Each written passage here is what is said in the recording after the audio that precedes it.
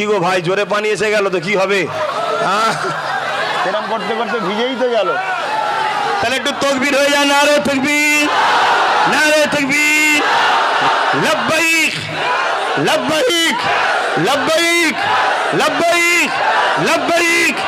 सरकार की आमद, सरकार की आमद, हुजूर की आमद, नूर की आमद, सुल्तान की आमद, आका की आमद, दाता की आमद, सच्चे की आमद, अमीना की लाल की आमद। नारे दिवे, नारे दिवे, नारे दिवे, नारे दिवे। अल्हम्दुलिल्लाह। আমাদের এই তকবীরে আবার অনেকে জ্বলবে না তো?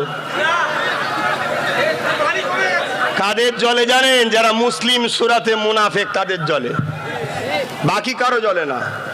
কথা বুঝে আসছে? পানিও চলে গেছে আল্লাহ করে। যে আহলে সুন্নাত ওয়াল জামাত নামক এই যে সংগঠন আমি চালাই, এই সংগঠনের ছেলেরা অনেকটাই ডিসিপ্লিনের দিকে গুরুত্বটা আগে দেয়। কত লোক হবে, কি তাবারুক করতে পেরেছি, ও কোনো বড় ব্যাপার নয়। বড় ব্যাপার হচ্ছে ডিসিপ্লিন। আপনি খেয়াল করে দেখুন, ওয়াজ তো সারা বছর হয় ভাই, আজকে শুধু একটা আনন্দ, একসাথে দেখা। এক এক বছর এক এক দিকে যায়। এবছর আপনাদের পূর্ব মেদিনীপুরে এসেছে, তো সেই জায়গায় আজ পৃথিবীর যে কোনো দেশের, রাশিয়া বলেন, আমেরিকা বলেন, পৃথিবীর যে কোনো দেশের সেনাবাহিনীকে যদি বলা হয় যে 10,000 সেনাকে কাতারবন্দি করতে কতক্ষণ সময় লাগতে পারে? এই যে কাতার সিধে করা একটা সিস্টেম থাকে না, প্যারেড করার সময় কতক্ষণ সময় লাগতে পারে? এই মোকাবেলায় সব থেকে কম রাশিয়া বলেছে মিনিমাম 8 ঘন্টা সময় লাগবে, সব থেকে কম। এর একটা মোকাবেলা হয়েছিল।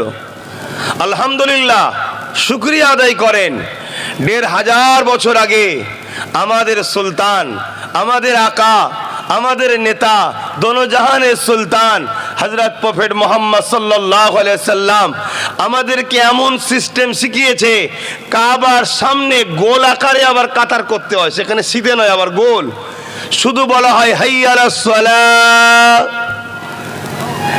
2-3 মিনিটের মধ্যে বিনা কোনো রকম ভলেন্টিয়ার ছাড়া, বিনা ভলেন্টিয়ার ছাড়া কয়েক লক্ষ, 80 হোক, 1 কোটি হোক, এবার গত বছর রোজার মাসে 1,10,00,000 লোক ছিল, এক মুহূর্তে কাতার সিধে হয়ে যায় নামাজের জন্য। জোরে বলুন সুবহানাল্লাহ।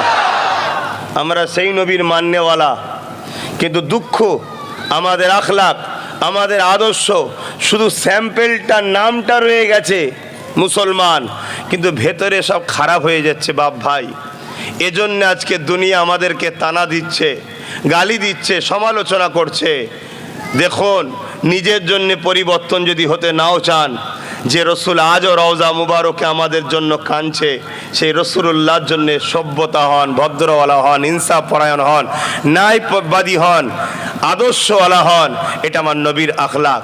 তো যাক, সংক্ষেপ সময়, একটু হাজিরি, একটু খুশি, কিছু কথা আমার নবীর আলোচনার, তাই লম্বা চওড়া ভূমিকা নয়। আমি একটাই কথা আপনাদেরকে মেসেজ দেব, আজকের এই দিনটা বিশ্বের প্রত্যেকটা মানবতা প্রেমী মানুষের কাছে হলো খুশির দিন। জোরে বলুন সুবহানাল্লাহ। শুধু ইসলামের অনুসারী নয়, প্রত্যেকটা মানবতা প্রেমী মানুষ যাদের ইতিহাস জানা আছে, ইতিহাসের জ্ঞান আছে, ইতিহাস চর্চা করে, ইতিহাস পড়ে, তাদের সবার কাছে আজকে আনন্দের দিন। কেননা আজ থেকে 1500 বছর কিছু কম বেশি আগে আইয়ামে জাহিলিয়াতে বলে একটা যুগ ছিল পৃথিবীতে, অর্থাৎ মূর্খতার যুগ, অজ্ঞতার যুগ, অন্ধকার যুগ। কেমন অজ্ঞতার যুগ, কেমন মূর্খতার যুগ? যে দিনেতে নিজের মায়ের সঙ্গে সন্তান শারীরিক রিলেশন করত, বাপেরা নিজেদের বেটিদের ঘরে জ্যান্ত কবর কষ্ট করত, বালিতে পুঁতে দিত। যেদিনে সম্রাট, সুলতান, কাইসার বলেন, রোম বলেন, এরা সব বড় বড় সুপার পাওয়ার ছিল। আজ যেমন আমেরিকা, রাশিয়া রয়েছে, চীন রয়েছে, এইভাবে সুপার পাওয়ার ছিল তারা। তারা পৃথিবীর বুকে মনুষ্য জাতিকে গোলাম বানিয়ে দিয়েছিল। এই অশান্তির দাবানলে পৃথিবী তখন দাও দাও করে জ্বলছিল। ইনসাফ নাই, ইনসানিয়াত নাই, নারীর কোনো অধিকার নাই। নারী তৈরি হলে মানুষ মনে করে এটা অশুভ, তাই জ্যান্ত পুঁতে দিত।